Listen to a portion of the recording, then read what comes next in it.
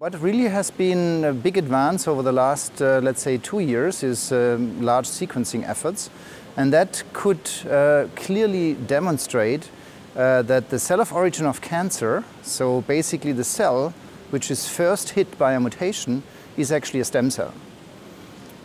So that mutation, these first mutations, turn a stem cell not necessarily immediately into a cancer, but they turn them into, let's say, precancerous lesion. And since a stem cell produces millions and millions of offspring, or actually billions, if you hit one single stem cell with a mutation, it produces, for the rest of the life of the organisms, billions of cells which carry that first mutation.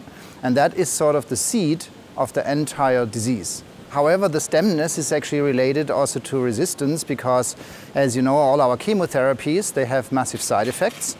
You lose your hair, you have gastrointestinal problems, you typically, your bone marrow doesn't work, so you get anemic. But if you stop your chemotherapy, actually all these tissues are regenerated. And they are regenerated by normal stem cells, which are actually not killed by the therapy. So that means if cancer stem cells or leukemic stem cells are very similar to normal stem cells, they also wouldn't be killed. So then you wonder, well, why do we do these therapies then? However, if you have a therapy which would actually also kill your normal stem cells, obviously the body would be dead. So they would actually fail in phase 1 clinical trials because they would be too toxic.